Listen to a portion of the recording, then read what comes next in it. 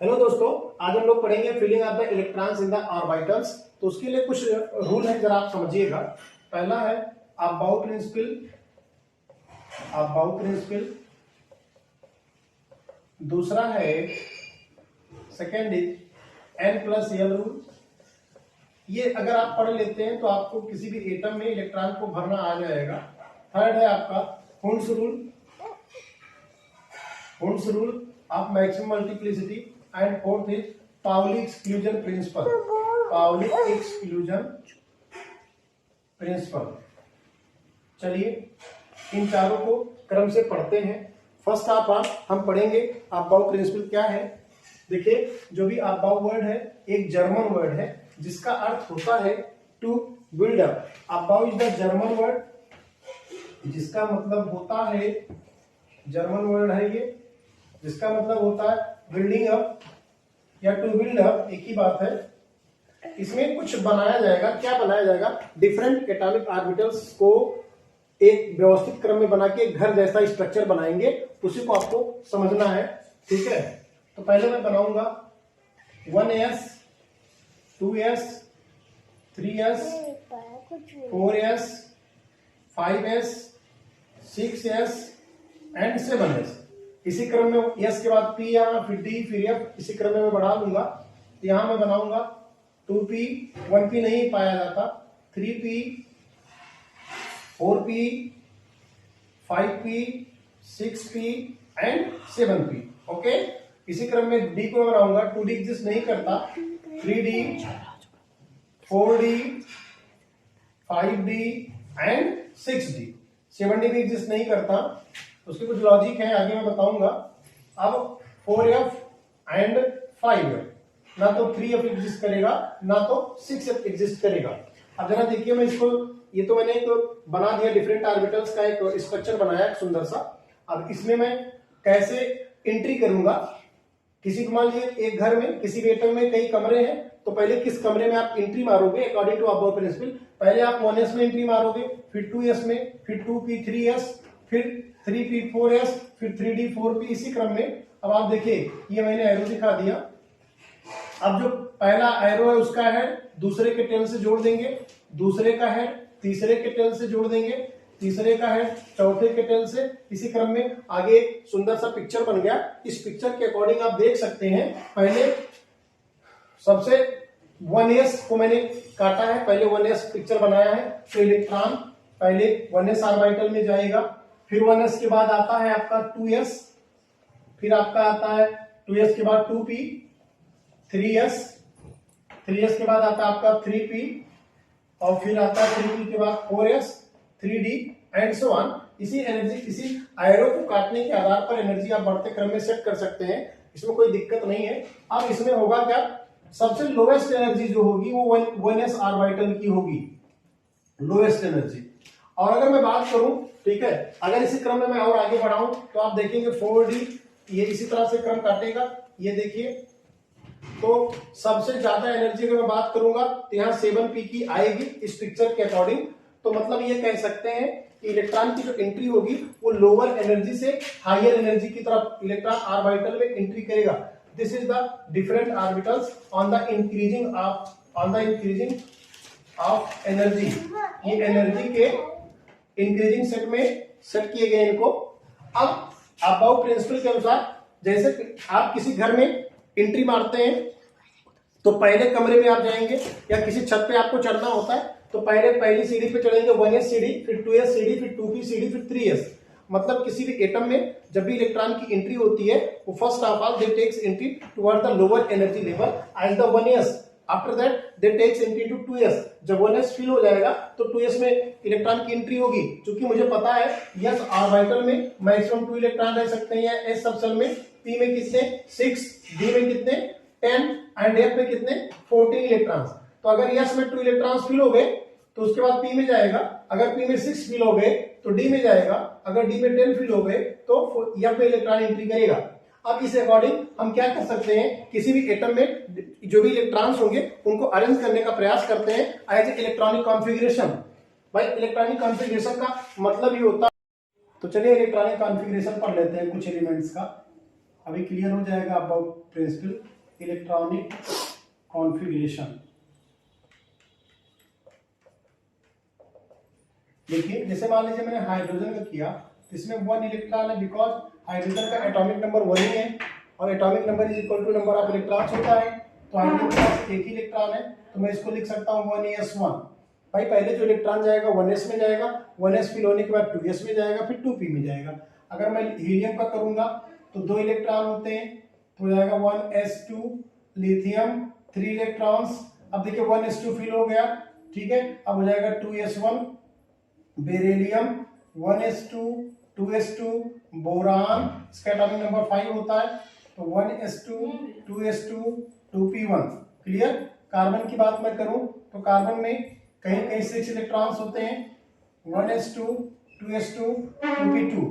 अब इसी तरह अरेंज करते चले जाए इलेक्ट्रॉन्स को किसी भी सेल में, सब सेल में। वास्तव में इलेक्ट्रॉनिक कॉन्फ़िगरेशन का मतलब ही होता है इलेक्ट्रॉन को अरेंज करना, किसी सेल में, किसी सब सेल में या ऑर्बिटल्स में इलेक्ट्रॉन को अरेंज करना। These are known as electronic configuration. The arrangement of the electrons in the atom is called as electronic configuration. तो किसी भी एटम में मैं अरेंज करने का प्रयास कर रहा हूं, इसका मतलब कार्बन एटम है तो कार्बन में जो भी 6 इलेक्ट्रॉन होगा वो 2 तो 1s में होगा माने क्लोज टू द न्यूक्लियस, और 2 तो 2s में होगा और 2 इलेक्ट्रॉन्स होंगे इन 2p में। ओके।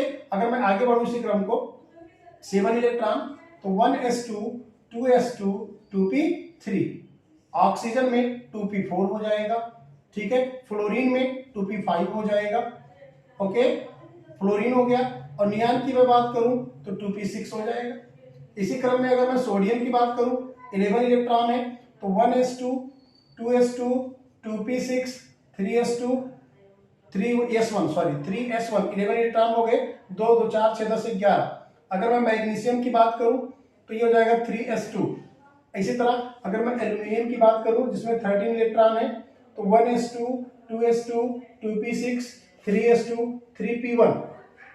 अबव प्रिंसिपल के अकॉर्डिंग हमको ऑर्बिटल्स को सिलेक्ट करना है और पहले जो इलेक्ट्रॉन एंट्री करेगा वो लोअर टू अपर एनर्जी में एंट्री करेगा। अगर मैं सिलिकॉन की बात करूं तो हो जाएगा 3p2। ऐसे 18 तक मैं कर सकता हूं आर्गन तक, जिसका हो जाएगा 3p6। अब 19 जो कि पोटेशियम एलिमेंट है उसका मैं करूंगा तो हो जाएगा क्या 4s1 3p6 4s1। 20 का मैं करता हूं तो 3p6 4s2। अब देखिए 20 इलेक्ट्रॉन्स हो गया। अब 21 से डी ब्लॉक स्टार्ट हो जाएगा एटॉमिक नंबर 21 से। तो इसको ध्यान दीजिएगा, मैं ऐसे भी लिख सकता हूं साइंस टीचर बेरी क्रूर मागे फीस कोई नहीं कुछ जाने। तो देखिए स्कैंडियम 21 है तो इसका हो जाएगा 1s2 2s2 2p6 3s2 3p6 4s2 and 3d1। ये आपका स्कैंडियम का कॉन्फ़िगरेशन हो जाएगा। टाइटेनियम में क्या कर देना 3d2 कर देना, वैनेडियम में 3d3। अब देखिए क्रोमियम का आपके अकॉर्डिंग क्या होना चाहिए, हमारे according 1s2 2s2 2p6 3s2 3p6 4s2 20 हो गया, 20 इलेक्ट्रॉन हो गया, 3d4 होना चाहिए। बट एक्चुअली में ये ऐसा पाया नहीं जाता, उसके पीछे स्टेबिलिटी और arrangement of the electrons in the orbitals है, आगे मैं बताऊंगा आपको। तो ये वास्तव में पाया क्या जाता 4s1 3d4 ना होके ये पाया जाता है 4s1 3d5 हो जाता है। एज ए एक्सेप्शन मान सकते हो, इस स्टार लगा सकते हो आप इसको। मैग्नीज का फिर उसी क्रम में 1s2 2s2 2p6 3s2 3p6 4s2 and 3d5। और आयरन का हो जाएगा 3d6। ओके। अगर इसी क्रम में मैं आगे बढ़ूं तो मैं देखूंगा कि आयरन के बाद कोबाल्ट निकिल कॉपर जिंक में मैं देख लेता हूं क्या होगा, जरा इसको समझ लेते हैं। साइंस टीचर बेरी क्रूर मांगे फीस, फीस में यहां लिखता हूं मांगे फीस कोई नहीं कुछ जाने। 26 27 28 29 30। 26 को 1s2 2s2 2p6 3s2 3p6, ठीक है, 4s2 एंड 3d6 हो जाएगा। ये आपका आयरन का होगा। कोबाल्ट में करना क्या 3d7 हो जाएगा, निकिल में 3d8 हो जाएगा। हमारे अकॉर्डिंग आपके अकॉर्डिंग होना चाहिए था कॉपर में 1s2 2s2 2p6 3s2 3p6 4s2 उसके बाद हो जाना चाहिए 3D 9। बट ये ऐसा नहीं होता, इसके पीछे भी स्टेबिलिटी रिस्पॉन्सिबल है ऑर्बिटल्स की। तो ये होता क्या है 4s1 3D 10। तो इसको भी स्टार लगा लीजिएगा, एज एक्सेप्शन मान सकते हैं आप इसको। एक्सेप्शन के सेकंड रूल को फॉलो करता है, स्टेबिलिटी ऑफ द ऑर्बिटल्स को। अब जिंक की मैं बात करूं तो ये तो वही हो जाएगा 1s2 2s2 2p6 3s2 3p6 4s2 and 3D 10। Okay, ठीक है। इस तरह से आप बाउ के अकॉर्डिंग आप 118 एलिमेंट्स को एडजस्ट कर सकते हैं। बट अभी मैं आपको 30 एलिमेंट्स बता रहा हूं, समय के साथ आगे बताऊंगा। जब आप पी ब्लॉक डी ब्लॉक के ब्लॉक एलिमेंट्स के बारे में जान जाएंगे तो सबका कॉन्फ़िगरेशन आप इजी वे में कर देंगे, कोई दिक्कत नहीं होगी। अब इसके बाद हम लोग पढ़ेंगे n+l रूल। इसका भी इंपॉर्टेंस है, कहाँ है जरा देख लीजिएगा। इसे क्लेचोव्स्की रूल भी कहा जाता है, इसे क्लेचोव्स्की रूल भी कहा जाता है। देखिए क्या है ये n+l रूल, n+l रूल। देखिए समस्या कहाँ आई, अगर मैं बात करूं ये न्यूक्लियस है तो n बराबर 1 है, 2 है, 3 है, 4 है एंड 5 so on। तो n बराबर 1 में मैं प्रीवियस लेक्चर में क्लियर कर चुका हूं कि as the number of cell increases number of sub cell also increases. First cell में केवल एक सब सेल पाया जाता है, ये सब सेल। दूसरे में s एंड p, तीसरे में spd एंड spdf। अगर मैं इनके सामने प्रिंसिपल क्वांटम नंबर को भी लिख दूं तो 1 2s 2p 3s 3p 3d 4s 4p 4d and 4f। तो आपको क्लियर है कि जब हम न्यूक्लियस से अवे जाते हैं तो एनर्जी इंक्रीजेस, एनर्जी इंक्रीजेस। तो इस अकॉर्डिंग देखा जाए 1s से 2s की एनर्जी ज्यादा है, 2s से 2p की एनर्जी ज्यादा होनी चाहिए, सही भी है। 3s से 2p से 3s की एनर्जी ज्यादा है, सही है। 3s से 3p की एनर्जी ज्यादा, सही है। 3p से 3d की एनर्जी ज्यादा है, सही है। बट 3d से 4s की एनर्जी ज्यादा नहीं है। इसी बात को समझने के लिए क्लेचोव्स्की का रूल आया, जिसे n+l रूल भी कहा जाता है। क्लेचोव्स्की रूल, इसको समझिएगा।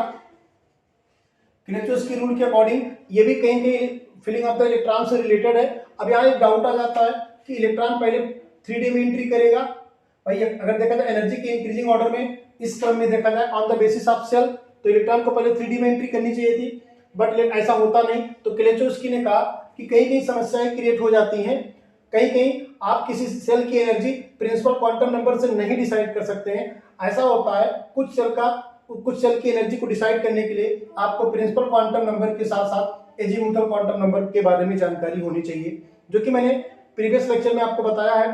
ठीक है, तो अब n की वैल्यू अगर मैं 3D के लिए निकालूं तो 3D याद रखिए n बराबर होता है 0 1 2 3। l का मान 0 से रन करता है क्वांटम नंबर्स के अकॉर्डिंग, और ये 0 मतलब ये subshell p d and f। अगर 3D की बात करूं तो n इक्वल टू 3 हो जाएगा, और d के लिए l की वैल्यू हो जाएगी 2, तो यहाँ 2 रख दें। टोटल n+l कितना आया, 5 आया। अगर मैं 4s की बात करूं, फॉर द 4s n+l क्या हो जाएगा, n equal to 4 and s के लिए क्या हो जाएगा, n इक्वल टू 0, तो 4 वैल्यू आई। तो अकॉर्डिंग टू क्लेचोव्स्की जिसकी n+m का मान कम होगा, तो देखा जाए 4s के लिए this 4s have the lower n+l then 3D। According to Klechkowski principle the electron takes entry in such orbital that have the lower n+l value. It means the entry of the electrons firstly takes place in 4s orbitals, not in 3D orbitals. There are some other orbitals which are same n+l value. At that time what should you do? कभी कभी ऐसा हो सकता है कि n+l value same आ जाए। जैसे मैंने कहा, मान लीजिए ये आपका 4s हो और मैं कहूं आपसे यहीं पर 3p, तो अगर मैं n+l दोनों के लिए निकालूं तो क्या आ जाएगा, 4 + 0, इसके लिए क्या हो जाएगा 3 + 1। अब जरा देखें दोनों की वैल्यू 4 आ गई, तब इलेक्ट्रॉन पहले किस में एंट्री करेगा, तो अकॉर्डिंग टू क्लेचोव्स्की अगर कहीं किसी भी 2 or more than 2 ऑर्बिटल्स या सबसेल में n+l सेम हो जाए तो इलेक्ट्रॉन पहले उस सबसेल में एंट्री करेगा जिसका n का वैल्यू कम है, अर्थात इसमें पहले 3p में इलेक्ट्रॉन एंट्री करेगा तब जाके 4s में। ऐसे आप बहुत पिक्चर के अकॉर्डिंग जो कि मैंने पिक्चर भी बनाया उस आधार पे आप किसी भी सबसेल की एनर्जी n+l के द्वारा कैलकुलेट करके और उसमें आसानी से इलेक्ट्रॉन को फिल कर सकते हैं। तो ये था n+l रूल। अब अगर हम आगे हम लोग बढ़े तो हम लोग को इसके बाद हुन्स रूल पढ़ना है। वास्तव में जितने भी रूल आप पढ़ रहे हैं अगर ये जान जाते हैं तो किसी भी एटम में आपको ये पता चल जाएगा कि इलेक्ट्रॉन कहाँ रहता है, इलेक्ट्रॉन कहाँ है एटम में, न्यूक्लियस के पास है कि न्यूक्लियस से दूर है। तो चलिए इसी क्रम में हम लोग पढ़ लें हुंस rule. हुंस rule of maximum multiplicity, of maximum multiplicity. देखिए इसमें क्या करना है, इसके अकॉर्डिंग देखिए आप लोग अक्सर मंदिर जाते होंगे दर्शन करने, प्रसाद बंटता होगा, तो प्रसाद का जो क्रम है लड्डू, जैसे अगर एक डिब्बे से मैं लड्डू आपको बांट रहा हूं, मान लीजिए आप 20 लोग हैं, मेरे पास 20 लड्डू है, तो हुंस के अकॉर्डिंग क्या करना है, इन्होंने कहा कि पहले आप पैरेलल क्रम में एक एक लड्डू सबको बांटिए, और जब लड्डू 10 लोगों को मिल गया, अब जो लड्डू बढ़ रहा है फिर से एक एक लड्डू बांटिए। ये नहीं कि आप 10 लोग हैं 20 लड्डू है तो 2-2 लड्डू बांट दीजिए। इनके कहने का मतलब ऐसा अरेंजमेंट इलेक्ट्रॉन का स्टेबल होता है। मैं एग्जांपल के रूप में दिखाता हूं, जैसे मैं कहता हूं नाइट्रोजन का 1s2 2s2 2p3 कॉन्फ़िगरेशन है, तो चूंकि p सबसेल में 3 ऑर्बिटल्स होते हैं, इट मींस 3 इलेक्ट्रॉन को मुझे इसमें एडजस्ट करना, अरेंज करना है, तो आप ऐसे भी कर सकते हैं 1 2 3, लेकिन उन्होंने कहा ये गलत है। उन्होंने कहा जो भी इलेक्ट्रॉन होते हैं मैक्सिमम इलेक्ट्रॉन वो अनपेयर्ड फॉर्म में रहना चाहते हैं, मतलब 3 इलेक्ट्रॉन है तो ज्यादातर वो अकेले रहने का प्रयास करेंगे। मतलब आप ये कह सकते हैं कि आपके पास अगर 3 लड्डू है, 3 लोगों को बांटना है, तो एक एक लड्डू सबको बांटा जाएगा। ये वाला सिस्टम सही है, ये वाला सिस्टम गलत है। अब से मान लीजिए D7 7 लोग हैं, 7 लड्डू बांटना है, डी में 5 ऑर्बिटल्स होते हैं, तो हुंस के अकॉर्डिंग आपको क्या करना होगा, पहले एक एक लड्डू सबको देना होगा। अब उसके बाद जितने भी लड्डू बचते हैं, 2 लड्डू बच रहे हैं भाई, लड्डू माने इलेक्ट्रॉन, तो छठा लड्डू यहां आ जाएगा, 7वां लड्डू यहां आ जाएगा। It means according to Hund's rule, according to Hund's rule मैं बता दे रहा हूं, the filling of the electrons, the filling of the electrons takes place in unidirection firstly,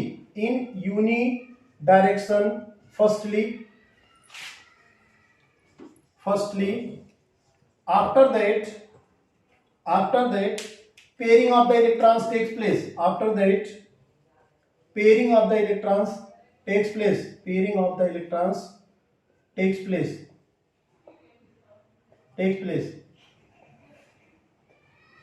या हम ऐसे भी कह सकते हैं the pairing of the electrons in the any subshells does not take place until all the orbitals should have 1 electrons in every orbitals. Okay, मतलब सभी भी किसी भी सबसेल में इलेक्ट्रॉन की पेयरिंग तब तक नहीं होगी जब तक कि उसके प्रत्येक ऑर्बिटल्स में एक एक इलेक्ट्रॉन फिल ना हो जाए। तो पेयरिंग तब तक नहीं होगी जब तक कि सभी, उसका रीजन जरा देखिए, जैसे मैं मान लेता हूं डी में जो 5 ऑर्बिटल्स हैं वो ये इक्वली एनर्जी होती है, इनकी एनर्जी सेम होती है, तो एनर्जी सेम होने का इनका डिस्ट्रीब्यूशन भी सिमेट्रिकल होना चाहिए। मतलब सभी ऑर्बिटल्स चाहते हैं कि हम एक एक इलेक्ट्रॉन रखें या 2-2 इलेक्ट्रॉन रखें। तो मान लीजिए इसमें D8 अगर हमको फिल करना है तो ये सिस्टम हमारा गलत होगा, ये सिस्टम गलत है, वास्तव में ये अनसिमेट्रिकल इन्वायरमेंट दे देता है। तो ऐसे में करना क्या है, हमको 1 2 3 4 5 6 7 8, तो हुंस रूल मतलब मैक्सिमम मल्टीप्लिसिटी माने मैक्सिमम अनपेयर्ड फॉर्म में ये रहना चाहते हैं। अगर मैं बात करूं इसमें अनपेयर्ड इलेक्ट्रॉन 0 है, इसमें 2 है, तो इसका मतलब ये वाला स्ट्रक्चर सही है। अगर मैं बात करूं इसमें अनपेयर्ड इलेक्ट्रॉन 1 है, इसमें 3 है, तो ये वाला स्ट्रक्चर मैक्सिमम मल्टीप्लिसिटी मतलब कि मैक्सिमम अनपेयर्ड फॉर्म में रहना चाहते हैं। ये तो हुंस रूल हो गया। अब रूल आपने पढ़ लिया। अब एक रूल और आप पढ़ लीजिए, पाउली एक्सक्लूजन प्रिंसिपल। अगर इसको भी आप जान जाते हैं तो इलेक्ट्रॉन फिलिंग बहुत ही आसान हो जाएगा, बहुत इजी वे में आप किसी भी एटम में इलेक्ट्रॉन को अरेंज कर सकते हैं। तो आइए देखते हैं पाउली एक्सक्लूजन प्रिंसिपल। बहुत इजी प्रिंसिपल है पाउली एक्सक्लूजन। चलिए पाउली एक्सक्लूजन प्रिंसिपल का जो रिलेशन थोड़ा सा क्वांटम नंबर से होगा, आइए देखते हैं। इन्होंने कहा मान लीजिए किसी भी एटम में मैं 2 इलेक्ट्रॉन को पकड़ता हूं, electron first and electron second. Pauli का नियम वहीं पर लागू है जहां मिनिमम 2 इलेक्ट्रॉन्स होने चाहिए, जैसे हाइड्रोजन पर इनका नियम लागू नहीं है। हुंस का नियम भी अगर देखें तो हाइड्रोजन पर लागू नहीं है, क्योंकि हुंड्स भी यही कहते हैं कि मोर देन 1 ऑर्बिटल्स हो जो कि सेम एनर्जी में हो, तभी हम लोग फीलिंग उनका मेजर कर पाएंगे। तो इन्होंने ये कहा पाउली ने कि किसी भी एटम में अगर 2 इलेक्ट्रॉन्स है तो अगर मैं किसी भी इलेक्ट्रॉन के बारे में मुझे जो नॉलेज प्राप्त होता है वो प्रिंसिपल क्वांटम, वो 4 प्रकार की क्वांटम नंबर होती है। Principal quantum number, azimuthal quantum number, magnetic quantum number and spin quantum number. तो अगर मैं इलेक्ट्रॉन सेकंड के बारे में जानकारी करना चाहूंगा तो यही पता करूंगा। इसी तरह इलेक्ट्रॉन फर्स्ट के लिए भी NLMS होगा। पहला इलेक्ट्रॉन मुझे पता करना है तो कहीं न कहीं मुझे principal quantum number, azimuthal quantum number, magnetic quantum number and spin quantum number पता होना चाहिए। अगर इलेक्ट्रॉन डिटेल्स लेना चाहते हैं तो ये एड्रेस ऑफ द इलेक्ट्रॉन के बारे में all the 4 quantum numbers knowledge देती हैं। वास्तव में इलेक्ट्रॉन का प्रिंसिपल क्वांटम नंबर सेल के बारे में बताता है, L सब सेल के बारे में बताता है, M कहीं कहीं ऑर्बिटल्स के बारे में बताता है और S क्या बताता है, स्पिन ऑफ द इलेक्ट्रॉन के बारे में बताता है। तो पाउली ने क्या कहा, ध्यान से हमारी बात समझिएगा। पाउली ने कहा किसी भी एटम में किन्हीं 2 इलेक्ट्रॉनों के लिए सेल सेम हो सकता है। जो सेल है मैं मानता हूं पहले इलेक्ट्रॉन का N1 N2 ये सेम हो सकता है, L1 L2 ये भी सेम हो सकता है, M1 M2 ये भी सेम हो सकता है। माने हो सकता है इलेक्ट्रॉन एक ही सेल में हो, दोनों इलेक्ट्रॉन हो सकता है एक ही सब सेल में हो सकता है एक ही ऑर्बिटल में हो, लेकिन उनके स्पिन सेम नहीं होंगे। एक ही ऑर्बिटल में होगा तब भी स्पिन डिफरेंट होगा। इसी को बोला जाता है पाउली एक्सक्लूजन प्रिंसिपल। मैं इसको मैं लिख सकता हूं, no two electrons in any atom